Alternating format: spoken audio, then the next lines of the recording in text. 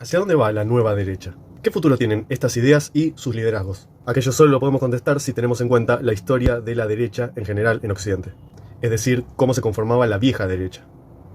Porque no vamos a entender los contextos propios de los liderazgos diversos que hay en cada país, si no tenemos en cuenta de qué lugar vienen y cómo fueron evolucionando sus ideas. Este informe que les traigo es un repaso vasto y contundente de los distintos movimientos de derecha occidentales, para entender errores pasados, qué cosas podemos criticar, y sobre todo dar lugar a las preocupaciones más importantes que tiene hoy el occidental promedio, tales como las libertades atacadas por las distintas agendas globales, la soberanía de las naciones atacadas por estas mismas entidades y corrompiendo los sistemas políticos, inmigración descontrolada que afecta no solo a la identidad propia, sino inclusive a la propia supervivencia de la comunidad política, y la cuestión del uso de la tecnología en un escenario que se cierne cada vez más distópico. Si te gustan los análisis que hago en mis videos, no olvides dejar tu like, tu comentario, suscríbete justamente apretando donde dice la campanita, todas las notificaciones, y compartí el video con tus allegados, que es la mejor manera de hacer crecer todo esto. Quédate ahí que ahora empezamos este informe.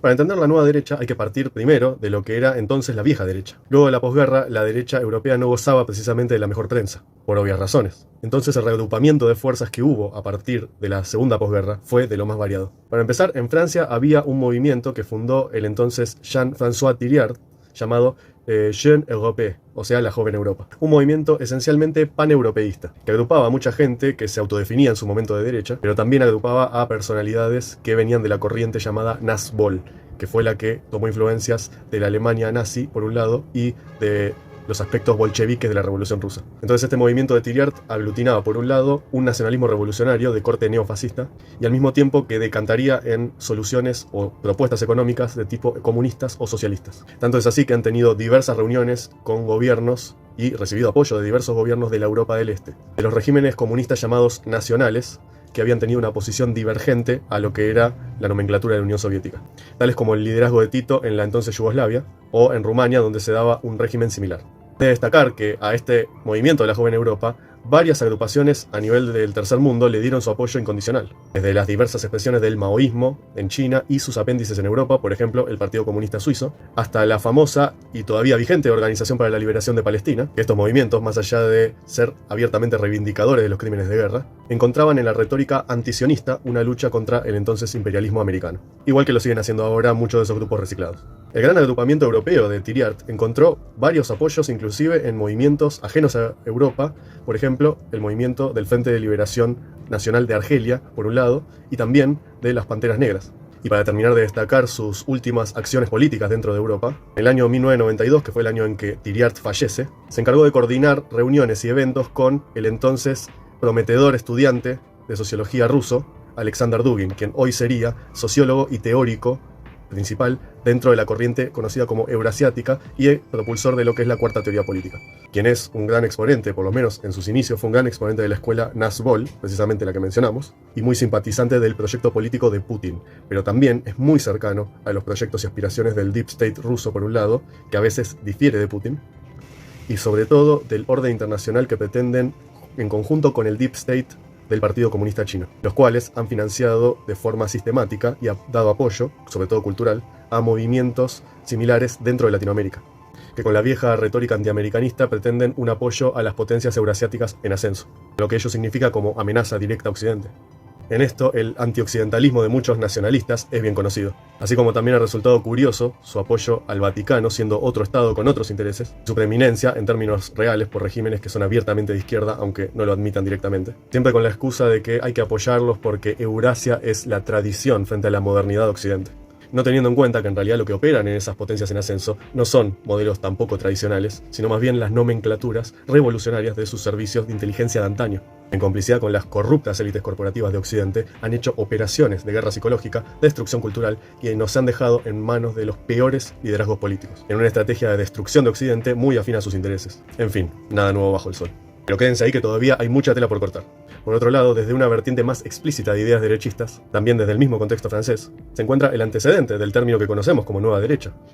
que fuera empleado por el filósofo y pensador todavía contemporáneo Alain de Benoist, en lo que se llamó en francés Nouvelle Droite, es decir, la nueva derecha. una propuesta que se acercaría más a lo que hoy la ciencia política categoriza como populismo de derecha. Sin dejar de ser democráticos, son opositores a los aspectos pluralistas y demoliberales, sobre todo de los regímenes actuales, denunciando principalmente que las democracias liberales están corrompidas por el poder del dinero, cosa que no deja de ser cierta. Por lo tanto, se debía encarar como propuesta alternativa modelos de democracia orgánica, como se le dice. Es decir, democracia más directa en participación del individuo en los estratos intermedios de la sociedad. Algo parecido a lo que postulaban los conservadores clásicos en el siglo XVIII y XIX, en los cuales el individuo queda contenido en las comunidades para preservarlo de la influencia directa del Estado. Que a diferencia de los pensadores conservadores clásicos de aquellos siglos, el contexto actual de la nueva derecha de Alain de Benoist denuncia un Estado que está subordinado a aspiraciones globalistas y mundialistas, de organismos como la ONU, la misma Unión Europea y por supuesto también y sobre todo de las corporaciones que les inyectan dinero. Terminan corrompiendo la representación del pueblo por mezclarse con intereses privados. Algo que ciertamente no se distingue de la actual propuesta de nueva derecha y su definición dada por ejemplo por el gran politólogo Agustín Laje. Por supuesto que más allá de los elementos atractivos que podríamos considerar del postulado de Benoist, no estaba exento de un radical antisemitismo, en sus orígenes al menos, ni de cuestiones que en aquella época se podían considerar directamente racistas, como por ejemplo la oposición a cualquier tipo de inmigración en Europa que no sea precisamente de descendientes de europeos o de caucásicos, que vale decirlo, más allá de lo extremo que puede sonar eso para una época como la actual. Hoy en día vemos los resultados que tuvo precisamente la inmigración descontrolada de zonas que produjeron reales choques culturales en la población europea con las poblaciones de migrantes, con lo cual nos damos cuenta que una cosa no quita la otra. Por lo cual el mismo pensamiento de Alain de Benoist fue puliéndose y fue moderándose hacia atacar las cuestiones que son objetivamente un problema. Como paréntesis, vale decir que en realidad la cuestión antisemita o racista en el fascismo, antes de ser un fundamento ideológico en sus orígenes, fue más bien un fenómeno local y folclórico en determinadas zonas, principalmente países como Alemania y Francia que venían teniéndolo cultivado de forma muy explícita tras generaciones, inclusive desde las más amplias variedades ideológicas. El mismo Marx tiene un apunte que es considerado de los más antisemitas de la historia. Lo mismo pasaba con el socialismo francés de, por ejemplo, los seguidores de Jean Jaurès. Y por supuesto que la derecha monárquica tampoco estaba exenta de esto. De la misma manera en que las élites de derecha en Alemania impulsaron este tipo de ideas precisamente para buscar un chivo expiatorio. El desarrollo de las ideas fascistas en Europa, como lo estudia el autor israelí Zev Sternhell, tiene implicaciones ideológicas propias, que van mucho más allá de los particulares fenómenos de antisemitismo o racismo. Y aquellas cuestiones en todo caso respondían más bien a aspectos de folclore heredados de ciertos lugares. Para quien le interese, le recomiendo mucho el texto de este autor. En cambio, tenemos un panorama totalmente distinto que se analizan las experiencias de países como España, Italia o Portugal, que más allá del elemento obviamente totalitario, se comprueba que en el mundo de herencia romana y mediterránea ha estado históricamente al margen de este tipo de fenómenos, menos en términos generales. Es importante destacar también que en este proceso de limpieza ideológica, el logro de la aceptación y defensa del Estado de Israel dentro de la narrativa de derecha es algo que va más allá de lo que sus detractores mencionan como un prejuicio filosionista, principalmente aquellos de las viejas posiciones Nasbol que siguen criticando la existencia del Estado de Israel. Los adoradores del actual eurasianismo defienden abiertamente, por supuesto, todo lo que hace el régimen de Irán, el régimen de ocupación islámica de Irán, o la alianza de China con el mundo islámico fundamentalista, o incluso la dialéctica antisemita abiertamente que propone Erdogan, son cosas que prenden en este mundo de ideas que de nuevo no tienen nada. Cabe destacar que las expresiones de nueva derecha, tanto en Europa como en sus pares de América, de sus líderes y sus liderazgos prominentes, estuvo desde el comienzo apoyada por el mismo premier israelí Bibi Netanyahu. Y no hay que decirlo, más allá de las críticas que se le puedan hacer hoy en día a esta figura, es un hombre de Estado. Al igual que se le podrían hacer críticas a Putin por esa misma razón, y no se puede dejar de reconocer que ambos son hombres de Estado. Y ambos, de hecho, son incluso jefes de su propio servicio de inteligencia, lo cual los hace una característica política muy singular, razón por la cual ambos mantienen una muy buena relación personal cultivada desde hace varios años. Porque en este contexto, la nueva derecha debería afinar cada vez más lo que sería el análisis geopolítico para no caer excesivamente en lo ideológico. Porque en estos dos liderazgos que mencionamos, tanto el de Putin como el de Netanyahu, más allá de estar en posiciones cada vez más distantes geopolíticamente, se distingue un elemento común que hace a este contexto. Pero ese alejamiento entre estos dos liderazgos no se debe a cuestiones propias o de responsabilidad propia de ellos, sino más bien al desastre que ha sido el gobierno de Biden en política exterior y en el reacomodamiento del sistema internacional, y en general de la irresponsabilidad histórica que ha tenido el Partido Demócrata, que ha alejado sistemáticamente a Rusia de Occidente y la ha entregado al proyecto de China y sus aliados fundamentalistas. Vemos que lo que hoy se conoce en estas latitudes como nueva derecha, en la cual confluyen, como vimos en este video anterior, sectores libertarios, conservadores y patriotas o nacionalistas. Un aglutinamiento, por ejemplo, impensado para autores como el mismo Alain de Benoist. Y aquello es el resultado de la limpieza ideológica que venimos mencionando sobre aquellos vicios europeos, entrando en relación con las realidades que son más bien de este continente. Incluso en Estados Unidos el fenómeno ha adoptado el nombre de alt-right, es decir, la derecha alternativa, donde las influencias europeas han llegado a mezclarse, identificando problemas más cercanos con los típicos clivajes que reciben de herencia de la cultura europea.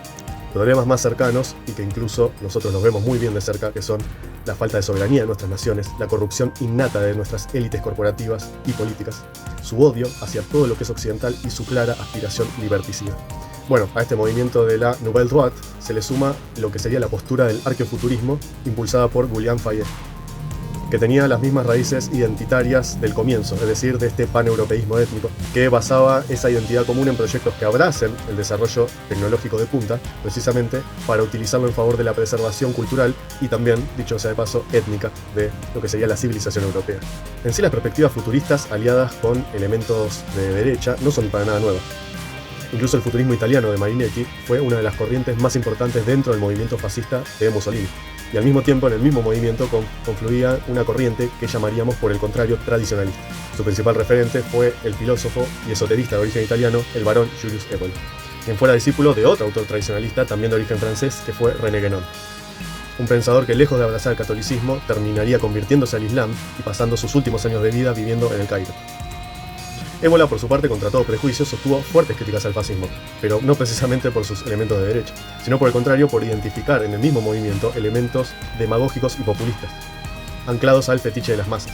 De hecho, uno de los libros más polémicos de este autor es Crítica al fascismo desde la derecha, y aunque suene raro decir, sus críticas bien podrían ser parcialmente tomadas por quienes critican desde el liberalismo al fascismo por sus tintes totalitarios y por el sistema de partido único en sus distintas experiencias.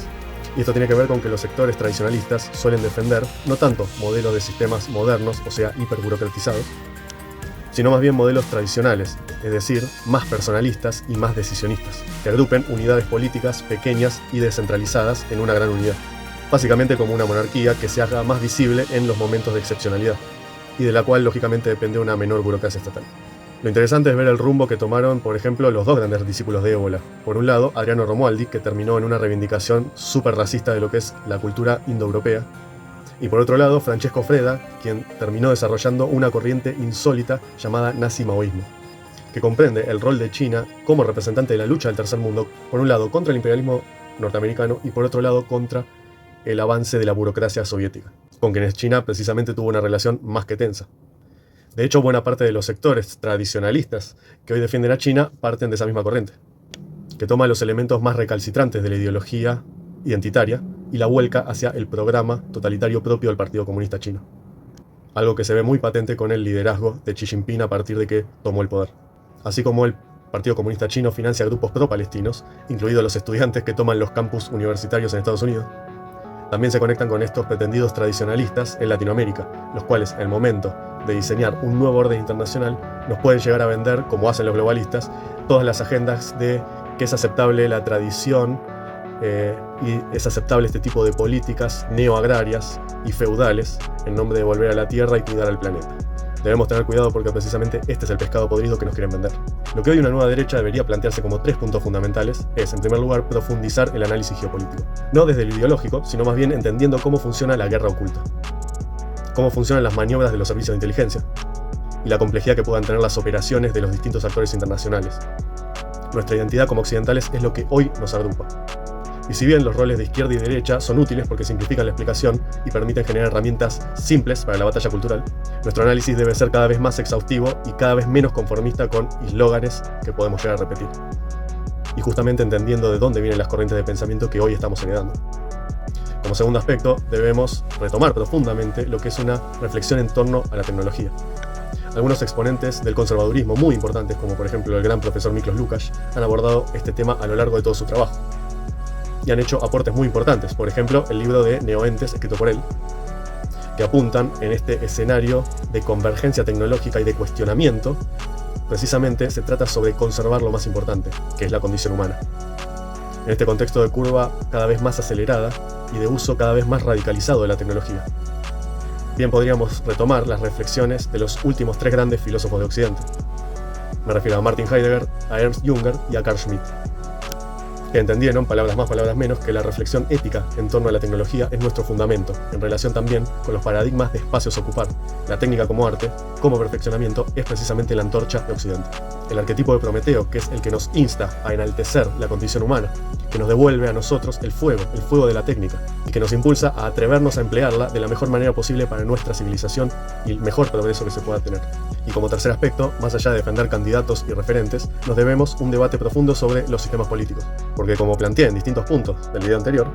si el pretendido progresismo o wokismo llegó hasta acá, es porque existe un sistema naturalmente corrupto que le permitió libremente su acceso.